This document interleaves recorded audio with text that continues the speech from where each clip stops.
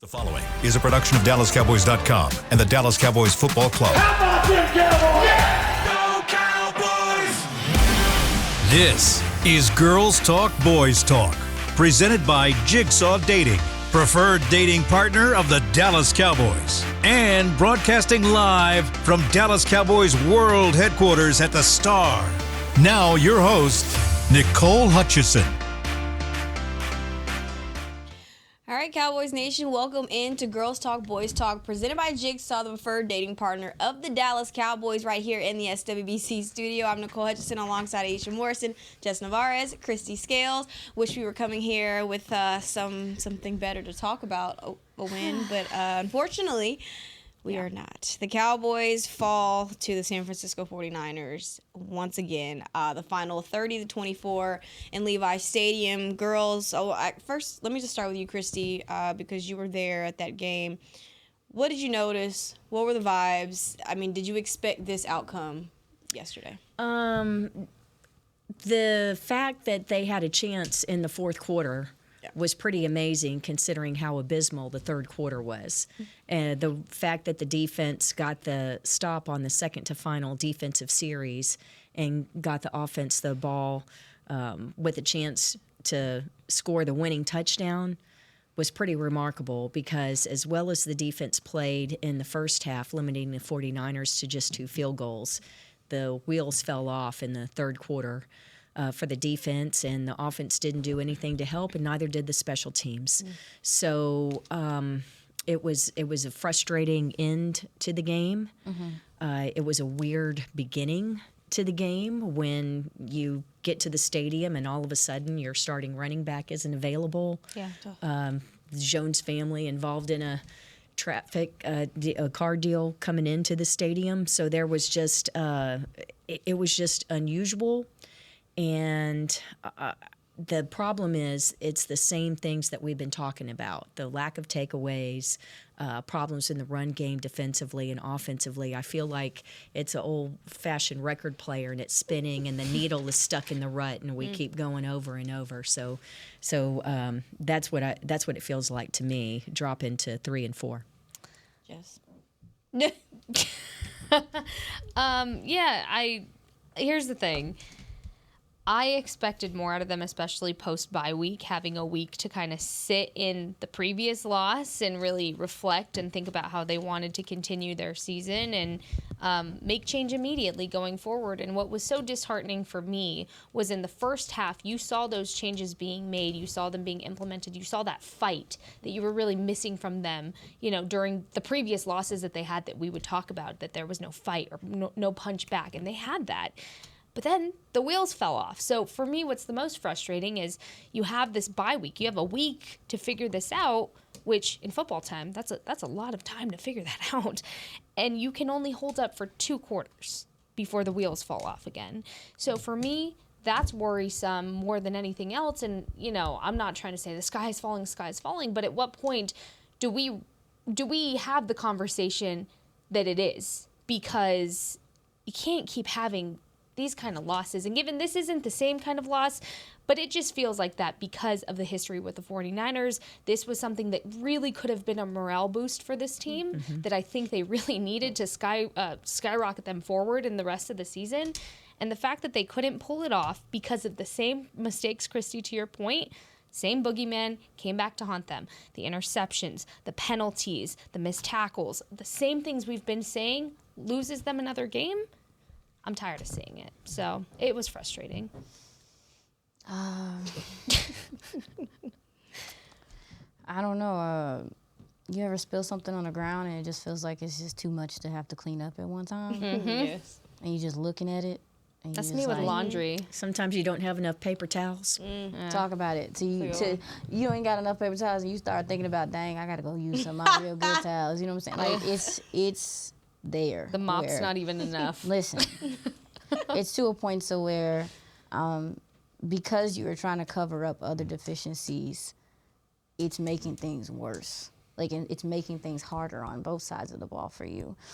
Because to your point, they did make some changes. You saw Zimmer come out and do some different fronts, trying to make sure that they stopped the run. We saw the offense come out and do some things offensively as well.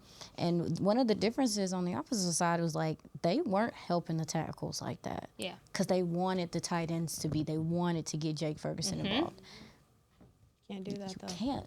Yep. You literally like can't. Yep. So it's one of those. It's just one of those things where I think we sit here on the show and we try to figure out how can you fix this? How can they adjust this? What roster things can they do? How can they scheme and stuff? But some stuff is just not fixable, and it just feels like last night was the time where I was just like, this can't be fixed with this, and that's the hard part to me. It's like I don't think some of it is fixable. Because it begets another thing, begets another thing, begets another thing, or it takes away from the other one. So I think that was the hard reality for me last night. Was just like, yeah, this is what it is. Yeah. This is what it is. Yeah. I think you also have to look at, like, we've talked so much about how this offense and defense has struggled. I mean, you look at special teams, they were struggling too. It trickles down. Like, look, you can only do so much when everybody around you is making mistakes. The stakes go up, the pressure goes up. And at some point, you can't expect the one stable part of your team to be perfect. The wheels are going to fall off there as well. And that's just, I feel like the natural rotation in football is you have off games. This one just so happened to come for special teams, which usually holds up pretty well, but very uncharacteristic mistakes all around special teams. A lot of penalties, and something that I really noticed is some veteran mistakes that I was really surprised to see, like a C.J. Goodwin missing some tackles. Yeah, and may I speak to the please. very first play? Yes. Special teams was frustrated from the get-go because the Cowboys they win the toss, they receive the ball because they want to, make a statement, play from the lead, and not fall behind like they've had in early losses. Yeah. So Cavante Turpin is lined up back there, just a single returner.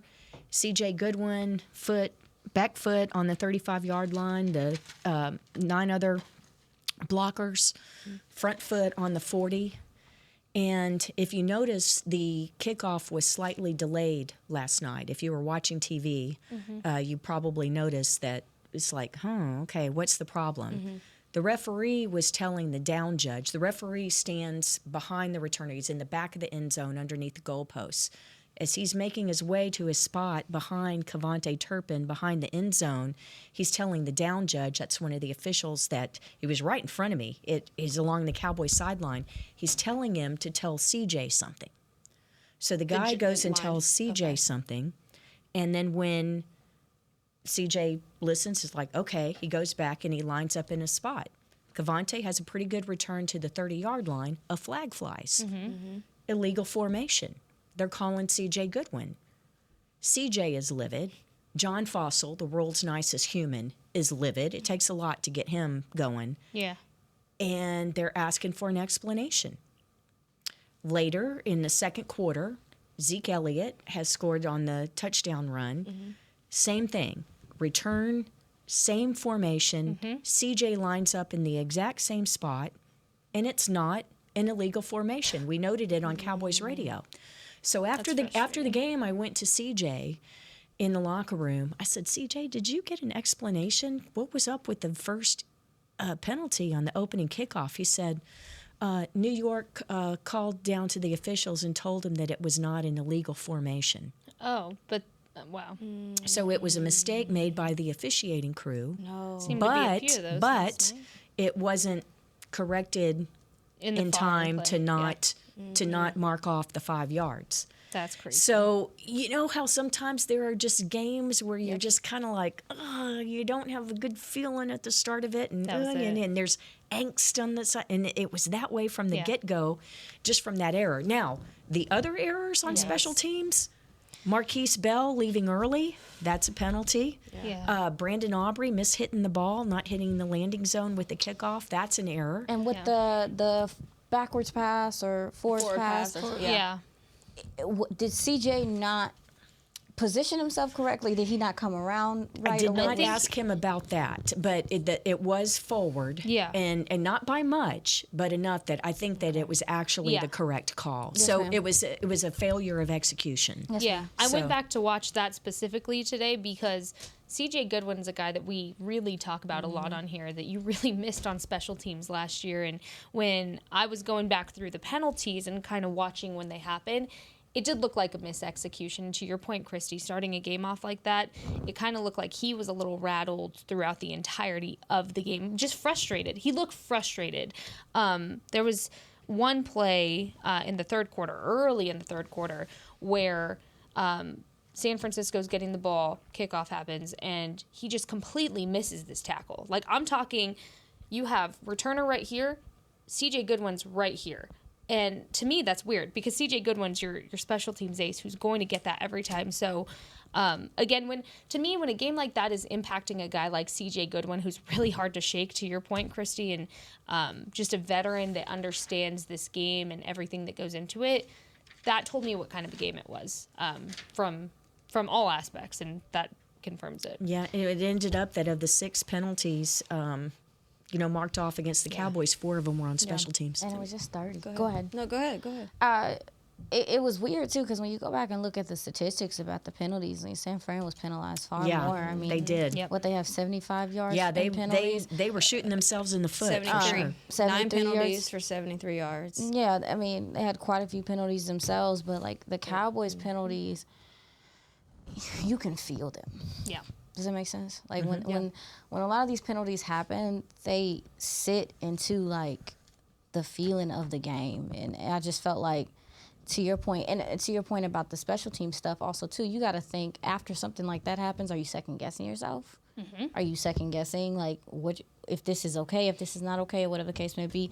I was disappointed specifically in special teams just because like I thought that the Cowboys had an advantage there as far as going up against San Fran, which they typically just aren't that great.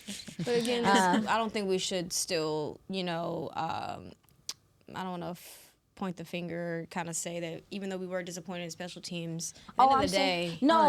I'm saying in general, I still Just looking at I looked special at them teams. as an Yeah, I see what you're saying. as an advantage, A And game so, changer. Yeah, I thought they could change. I mean, and if we're being honest, Kevontae Turpin has been having some good returns. Yeah. Yes. He's had some. Yeah. They've had some success. Brian Anger has some fantastic punts yesterday. And it was windy conditions. I was gonna and ask some you of Was it those- windy? oh, I because heard you could see the ball I think kind I of. saw someone tweeting Did you about hear that. it? crosswinds. Yeah. Oh yeah, the crosswinds, Yeah. and I think it Yeah. affected a couple of the deep throws as well. That would make sense. Well, thank you. Not as much as Dak getting hit as he's throwing Yeah. it. But may I share one other story, special teams, Brandon Aubrey wise, because I think most of the folks joining us on Girls Talk, Boys Talk know that he had jury duty last week. So found out a little bit more talking to the guys before the game about how they worked in practice last week because Brandon Aubrey was serving in Tarrant County, which is Fort Worth. And it's quite a drive in traffic once jury duty ends. So he got here on Wednesday and Thursday evening about 6:45. And Wednesday he was by himself, well, with Coach Fossil, but anyway, just working off a tripod. But the thing is, he had to practice outdoors on the outdoor field on Wednesday and Thursday evening because the Ford Center, the indoor practice field, was booked, including a high school game on Thursday. Well, the outdoor practice field here at the Star in Frisco doesn't have lights. And so on Thursday, for example, when Trent Sig, the long snapper, and Brian Anger, the punter, who is the holder for Brandon Aubrey on extra points and field goals, it was kind of hard to see the ball on those deep snaps. Yeah. So they're whizzing into Brian Anger, and he's trying to field it. But luckily, the lights from the atrium are a beautiful Yeah. chandelier-like display of LED lights, thousands of them. Are sparkly enough and bounce off the Keurig Dr. Pepper headquarters on the other side of the field that they literally, once the sun dipped below the horizon, they were using the lights of the atrium to illuminate Wow. the outdoor field enough that Brandon could get his kicking in. That's crazy. Make it happen. I didn't However you even gotta make I it didn't even happen. think of the lights being an issue, but Shout out to them for putting the work in, even though that jury Absolutely. duty, it'll get you. And he, unless something changes with the court, I mean, cases can change during the process. But no court today, but he's supposed to be back at jury duty tomorrow, Tuesday. Can we just break down that last drive, because the Cowboys still had a chance to win that game. You look at the final drive, and Dak almost throws an interception. Next play, I believe that was the Turpin deep ball, and then he throws in a double coverage to Jalen Brooks. Were those the right 4 calls, do you feel like? Or how would you have play called that? Not like that. Not like that. I've said this once and I'm going to say it again. Listen, what frustrates me the most about this team in particular is that it feels like there are moments in games, like even so, you can go back to the end of the second quarter when you had an opportunity to go up more than what you were at that time. Those moments are so big in games. They feel so pivotal, and it feels so rushed. It feels like, for me, I'm like, as a coach, I'm looking for you to call your best 4 plays. Like, it is, from my understanding, coaches have a nice little list of plays that are like, the probability of this working is very high. I know this would work. Yeah. And again, like, I'm not saying that the run game was really just killing things, but it did keep them honest. Absolutely. And you did have you had a little success in it. And to me, I felt like 3 minutes left. If I'm not mistaken, they had 2 of their timeouts, 2 timeouts, and the 2-minute warning. Yeah. Yep. Honey, They only ate off like 30 in seconds off the football clock. world, that's 10 minutes. Yeah. Yep. And you go out there, and you just it just feels like they don't take some of these possessions seriously. Like, it literally is like a 1-possession game within the game sometimes. Like, all you need is 1 possession to flip the script. And I'm not saying, like, I know how to play call in that moment. Yeah. What I'm saying is like, where is the sense of urgency to get to put yourself in a position to be successful in these moments? Yeah. And it just feels so not within the moment, or like not feeling the moment of Not what's reading the happening. room. Not reading the room of what's happening in this game. Yeah. And that happened multiple times in this. It happened at least 2 or 3 times where it's like, this is a key drive. I know you feel that, where it's like, this is a big drive. Yep. This is a big possession. Yep. And it's a 3 and out. Yep. It's a quick 3 and out too. I mean, literally taking 17 seconds off the clock. What are we doing? Yeah. They had the ball with 3:05 left Yep. in the game. This is the second quarter where there was like, I you're think talking about they second took quarter still? I'm talking about both. They took such few seconds off the clock, and it's like, how are you? And I get the benefit of going hurry up. We talked about that, but it's just like, Yeah, in the third quarter, they had the ball for 7 plays and 16 yards. So Like, how do that's you- not complimentary football. Meanwhile, your defense is getting hung out to dry Yeah. and So giving up that's- 3 scores. But Nicole's question is about the final drive. And I do have to say that I thought Dak's best pass of the night was the third down one to Kamante Turp, Turpin. and he I mean, dropped that's it. a very difficult catch, a very difficult catch, Gotta because make it was good coverage by the cornerback. He was right there, but Do you feel like the Dak wind- dropped it right in. No, wasn't Dak wind? dropped it right in. a good That's ball. just a difficult yeah, ball Here's- for Turpin. Here's Jesse my Holly was- thing. I'm frustrated with it because you could be in a position to extend the clock at this point. Why are you giving Brock Purdy a chance to score again after that? Say you go down, you march down the field, you do what you need to do, you score your touchdown, and you do it quick. You're playing hurry up. It's Brock Purdy. He's going to make chunk plays. He's going to be mobile. And one thing about Brock Purdy is, he can come back and he can score. He can score under pressure like that, even if he had a minute, 30 seconds. So what did you think was going to happen when man had 3 minutes left in this game? I mean, truly, it's so frustrating to me. But what I wanted to point out, too, was something I noticed within that whole drive was, yes, the play calling, didn't agree with. Can't exactly run. You didn't get your run game established throughout this game enough to sit back and rely on it to Especially in the drain second your half. clock.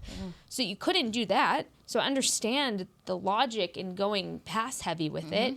But what I'm looking at and noticing from Dak is this sense of his first look is his only look. Because multiple times, I wrote down here, it's 1st and 10 at the San Fran 25, trying to force the pass to CD. There were 4 defenders around CD at this time. Guess who was right there, right in front of him, who could have gotten you 5 yards, just a little chunk pass? Zeke. Zeke was open right in front of Dak. Had he turned his eyes, literally, Nicole, like this, would have not gotten you the first, would have pushed you up and got you rolling to get the first down, okay? Next one. Let's see. Scrambles, throws away, almost an interception, no separation from CeeDee Lamb right there with the defenders. 3rd down, deep pass to Turp, the one we're talking about. Again, guess what wasn't there? No separation. And it's just so interesting because guess who was open on that one before on the 2nd down? Hunter Lipke. And again, had something I noticed Brock Purdy was really good at throughout this game was getting his different looks in. And first one's not open, next. Second one's not open, next. I'm going to scramble. And Brock Purdy did phenomenal at that throughout, especially the second half. Dak doesn't do that. He was very locked in on, you're my first look, this is where the ball's going, and that's it. No matter what happens, I'm sticking with you. And that can work sometimes, but in this drive, that was also a factor that really played into making it unsuccessful. Play calling, not favorable. You didn't get your run going, couldn't lean on it. Your quarterback has to be better in that final drive. What could be your final drive, quarterback has to play better as well. That's protection too, though. Yeah. Like what you're talking about is protection. Yep. And I mean, but they really weren't holding. It wasn't. He had time, and he might have, and that's something I noticed watching him. Yeah. When you have one tackle's one thing, 2 tackles is another. Because he also too, when you learn your tackles, he also has a clock in his head of how long Terrence Steele can hold up. But he's also having to, and fairness to Tyler Guyton, I feel like he played one of his better games. He also too, but they just decided to just line up Bosa over Terrence. Sorry, I'm getting stressed. Stop. Yeah. But when you're stressed out and you're catching, your clock is going off for this guy and this guy. I don't know how he's navigating that, and so he's either sped up or he's too slowed down, if that makes sense. And when I say he's too slowed down, is there's times where he's doing what you're saying, where he's going through 1, 2, 3, 4, 5 reads, and by the time he decides to go run, which he's not really doing anymore, and that's a whole nother conversation, the guys are chasing the backside already, or they're on his hip. So it's like you're 100% correct about him locking on different receivers right now, but I don't believe he has time. He did. There were some clean pockets of time last night, though. But I don't believe that he trusts his time. I don't believe he trusts his mechanics are poor right now. And Dak is huge on his mechanics. I know how much he's worked on that through his career. The mechanics aren't good right now. He's not stepping up in the pocket. He's not even comfortable stepping up in the pocket. It's a lot of this is offensive line as well. Yeah. And to your point, like when you go look at the routes downfield, a lot of them are 3-man routes because they're having to max protect, which means they're having tight ends or running backs that are no longer receiving options that have to block so they can get plays off. But when you have a secondary dropping 6 and 7 in coverage, they have the advantage. So the picks and the no separation and all this stuff, like that's what's going to happen because and him being sped up is what's going to happen. Him pressing is what's going to happen. So you're 100% correct. A lot of this is the protection not being as good. And don't get it twisted. It wasn't just the tackles. Tyler Smith struggled, which was just what's going on. Everybody was. It was that game. It was quite honestly, Cooper Beebe might have been your best offensive lineman last night as a whole, and that's insane. Well. So. Protection. You are 100% right, but protection is killing this offense right now because you're so limited. Yeah. Because you have to protect. I agree with both of y'all, but I truly believe that was a catch that Kevontae Turpin should have still made at the end of the day because you're right. you talk about the issues that this team has had all season long of trying to establish another star explosive receiver, play. somebody explosive, and without Brandon Cooks, I mean, he's supposed to be that guy. Yeah. And that was his opportunity to show, like, hey, I can be trusted. I can step up big when needed. And he didn't, which is unfortunate. Like, no nonsense, Nicole. Jesse talked to us about it on the other podcast I'm on, and he told me that the level of difficulty to make that. Yeah. With tracking it, and it was a beautiful bot. You can't place it any better than what Dak did. I agree with you. Like, I'm like, yeah, you just called it. But the level of difficulty was through the roof too. So it's just like, come on. It just wasn't. Yeah. It wasn't the best. It wasn't the most advantageous play. Problem in is that moment to me. That shouldn't have been the defining factor of the game, because you had a whole third quarter to get ahead and not rely on that to win or lose the game. Facts. What you got, Christy? Ooh, we gotta take our first break. We are gonna come back with more run game discussions because that was almost non-existent yesterday as well. We'll be right back with more Girls Talk, Boys Talk, presented by Jigsaw, the preferred dating partner of the Dallas Cowboys. It's the official men's skincare brand of the Dallas Cowboys, Jack Black. And right now, Cowboys fans can get 15% off their $75 order. Plus, because every deal needs a playmaker, your order will include a free 5-piece skincare set and free shipping. The Jack Black Playmaker is 4 of Jack's favorites and a full-sized intense therapy lip balm. Make a play for the Playmaker at getjackblack.com/Cowboys with the code CowboysVIP. That's getjackblack.com/Cowboys with the code CowboysVIP. We know that juicy, cheesy, grilled to perfection burger sounds amazing, but it does sound like something is missing. Pepsi, baby! The yin to this burger's yang. Burgers and Pepsi go together like burgers and Pepsi. This perfect blending of flavors makes every bite of lettuce, every sesame seed on the bun, and every sip of that crisp, refreshing, ice-cold cola a journey to Foodtopia. Burgers, better with Pepsi. That's what I like. At Jigsaw Dating, we obviously want the Cowboys to bring that 6th ring home. But to be honest, we're more focused on finding the person who will put a ring on your finger. That's why we created a dating app that reveals your face through meaningful conversation, so you can date deeper. Because it's personality that matters the most, not looks. Join Jigsaw Dating today, dating partner of the Dallas Cowboys.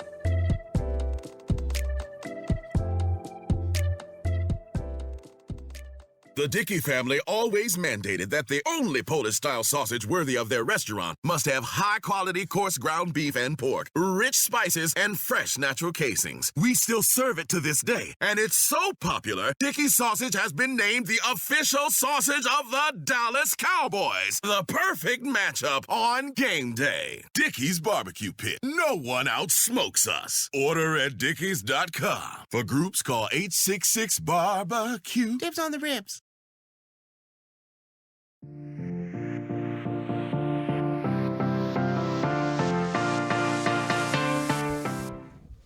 Hey parents, get ready for a spooktacular time at Little Stars presented by Nuna on Wednesday, October 30th. This free Halloween-themed event is perfect for your little pumpkins aged 5 and under. Join us from 10 to 12 p.m. for fun activities, silly games, and lots of treats. Visit thestardistrict.com for more information. And join us right now for the next 15 minutes as we keep talking about this matchup. That was good. That's one of your better ones. Dang. No, I'm just saying. You have like your top tier ones, and then like your middle tier ones, and even ones that you're like, I just don't have anything else. I'm just gonna say it. You be like, yeah, I know this one's not gonna hit. It's all right. That one was good. All right, thanks, girl. Appreciate it. This run game, ladies. The Cowboys running back room combined for almost the same amount of rushing yards that Brock Purdy rushed for.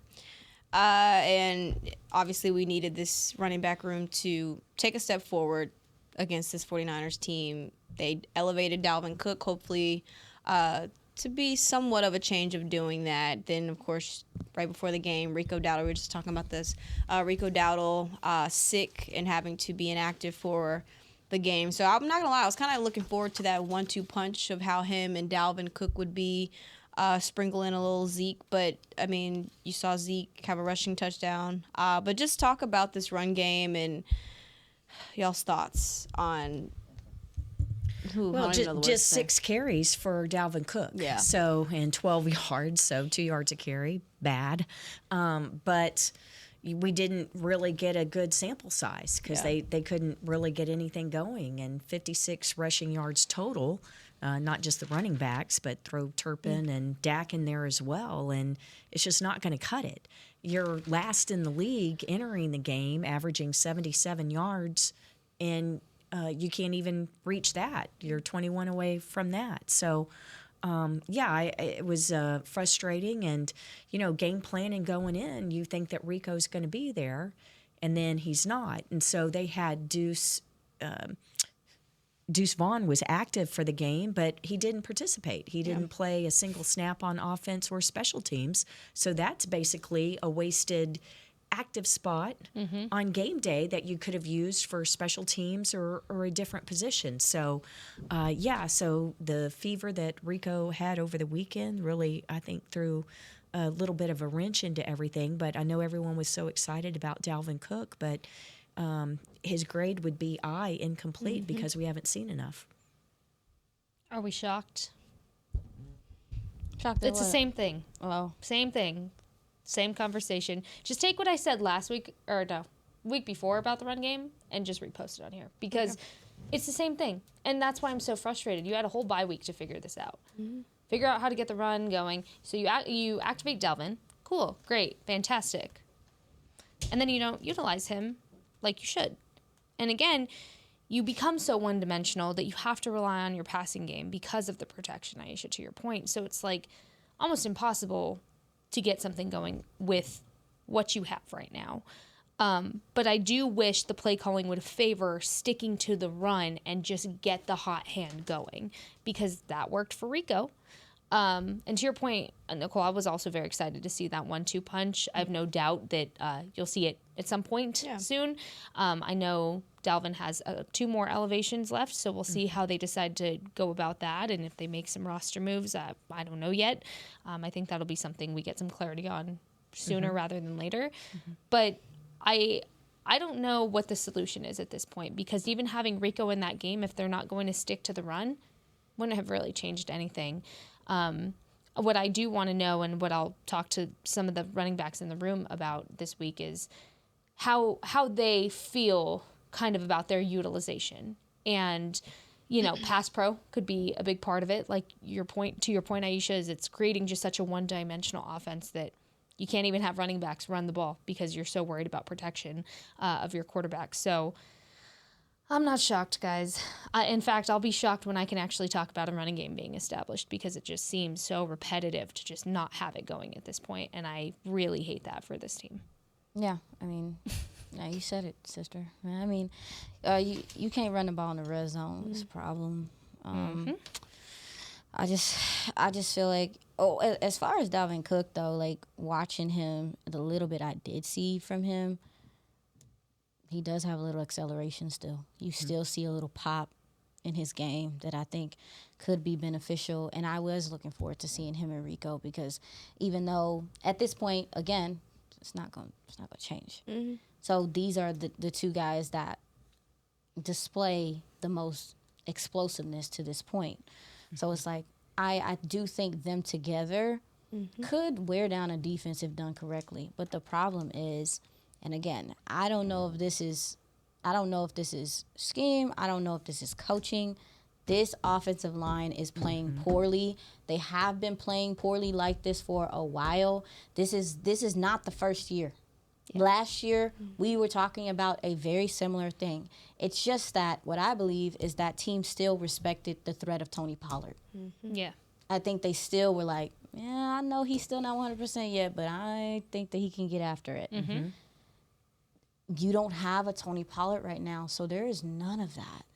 I mean, or even getting to the second level to get in the open space to make the explosive runs. And so from an offensive line standpoint as well, like you seeing Zach Martin fumble over himself. You seeing Tyler Smith fumbling over himself. You're seeing and when to me, here's my thing, and this is no different than like if you're a teacher. If my best students are failing a test, we might need to find out what the disconnect is, because your best offensive linemen are struggling, and there's some compensating and things like that. Yeah. But it's the communication. It's what they're doing. Are they doing what is conducive to what they do well? This run game was even better to me last year, and Tyron Smith was not that great in the run game, and it still was better last year. Yeah. So to me, to your point about the run game, it's like, it's not working for several reasons, and I think we're going to find out more so why. The protection stuff too, but it's the lack of run game is killing this team. It's killing the quarterback. And you had 3 minutes left. And you could not. And let me also say this: San Fran's run defense is not that great anymore. They are mid-tier. Yep. They have been mid-tier since last year. Yep.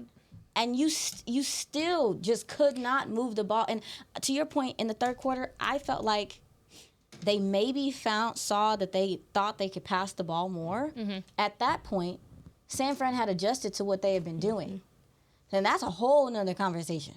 So it's like, yeah, if you can't run the ball, man, like, you're screwed, dude. Like, I'm sorry. Like, this is just where we are. So let me ask y'all something.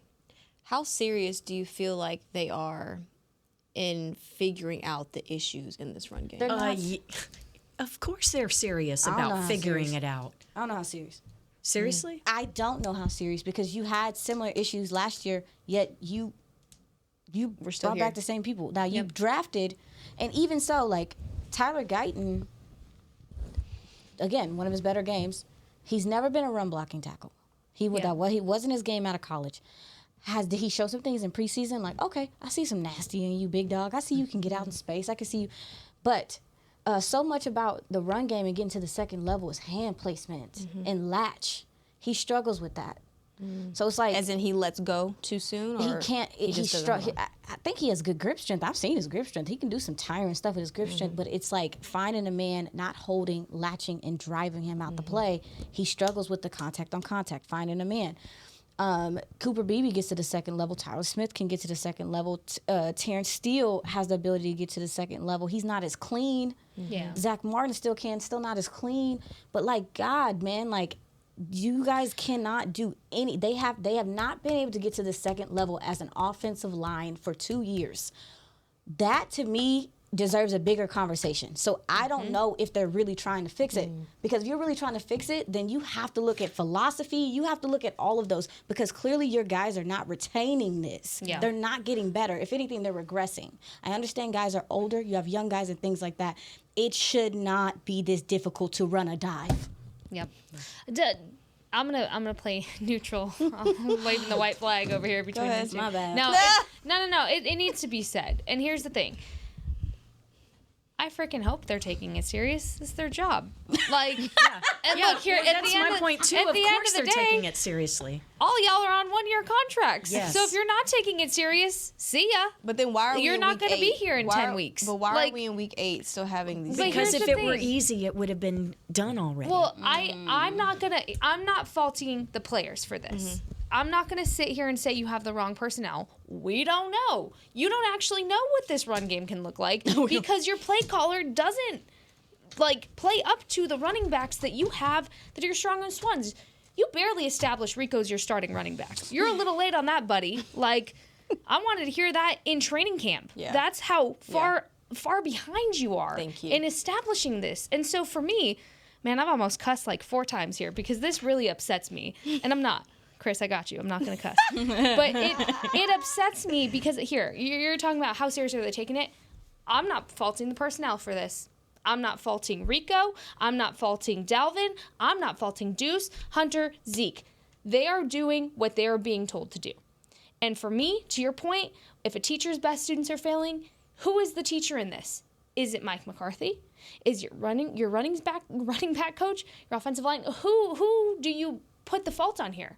For me, look, Mike, I'm sorry. Like, I just don't feel like there has been enough self-reflection to understand that your play calling is not favoring a part of this offense that it really needs to. Protection aside, offensive line struggles aside, you need to run the ball. Figure it out. Call the plays. Get them comfortable with it. Because how are they supposed to get better in their run blocking if you're not doing it?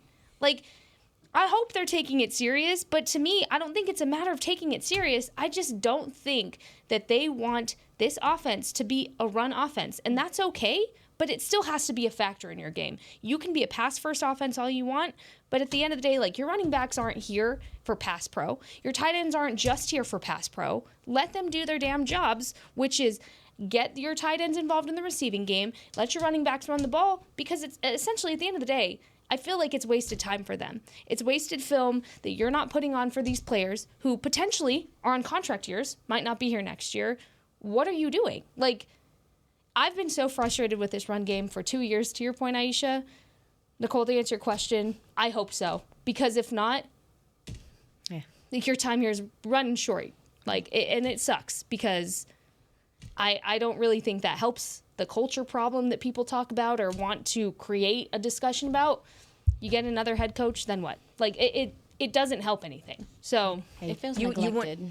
You want to run the ball about 45% of the time. McCarthy has told us that. Mm-hmm. But when you're averaging less than 3 yards a carry and you fall behind the sticks and get yourself in second and third and long situations, then we scream about that.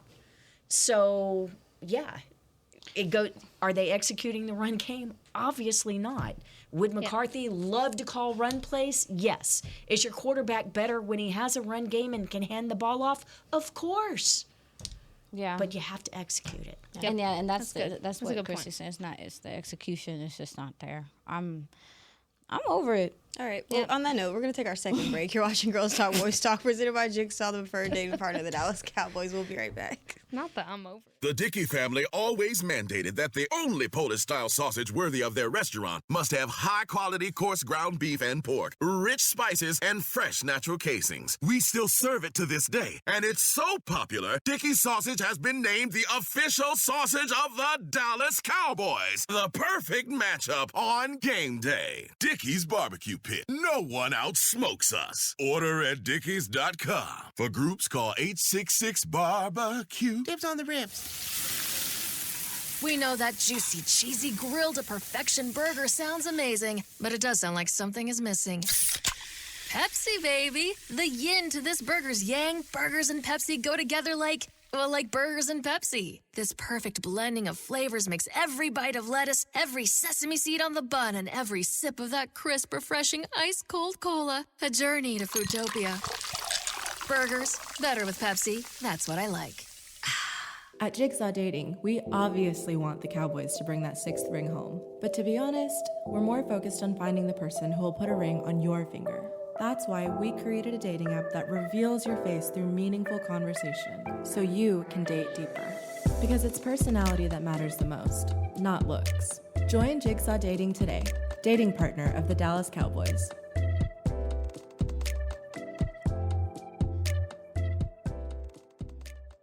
It's the official men's skincare brand of the Dallas Cowboys, Jack Black. And right now, Cowboys fans can get 15% off their $75 order. Plus, because every deal needs a playmaker, your order will include a free 5-piece skincare set and free shipping. The Jack Black Playmaker is 4 of Jack's favorites and a full-sized intense therapy lip balm. Make a play for the Playmaker at getjackblack.com/Cowboys with the code CowboysVIP. That's getjackblack.com/Cowboys with the code CowboysVIP.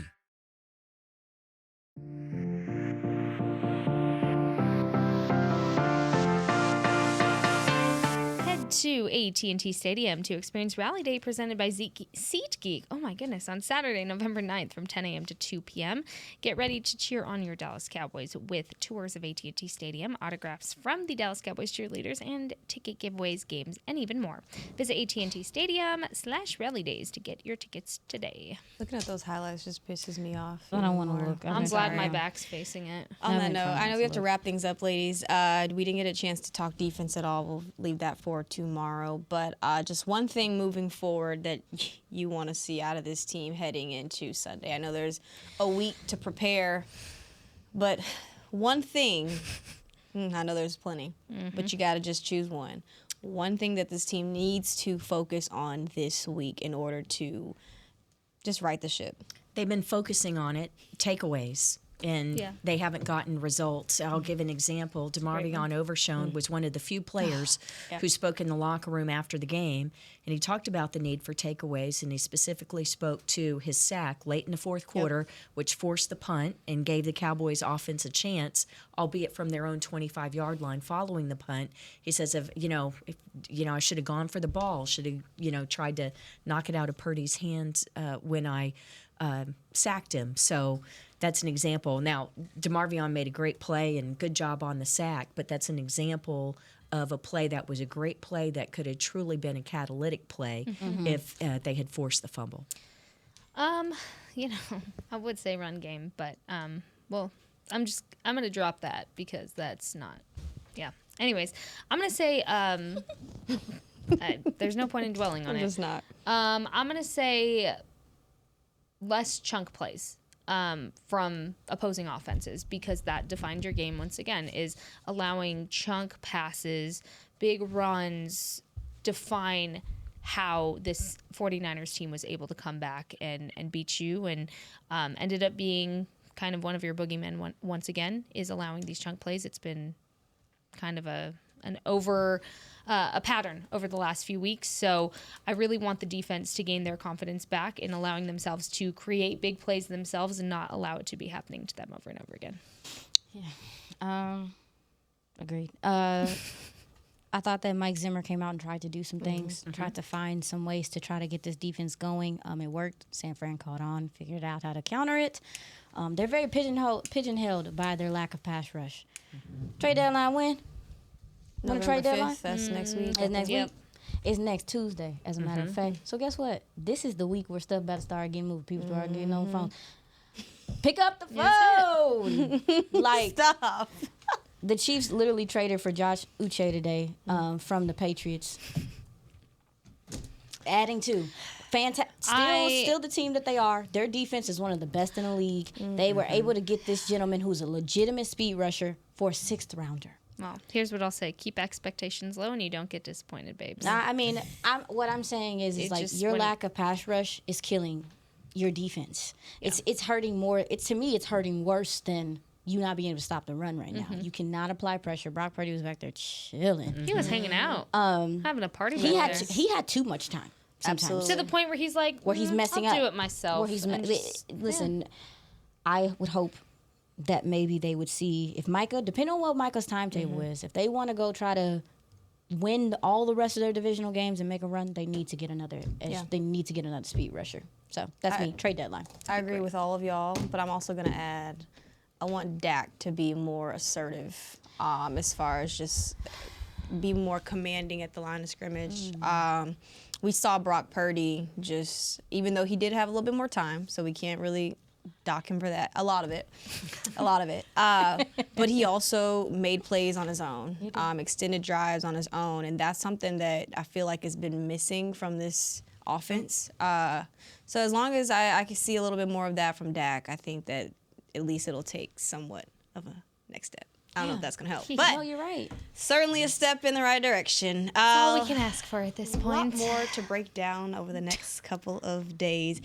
Tomorrow we'll be breaking down the defense, what went wrong, what went right, a little bit of what went right in Mike Zimmer and the rest of this Dallas Cowboys defense. But for Aisha Morrison, Jess Navarez, Christy Scales, Nicole Hutchison, we will see y'all back here tomorrow.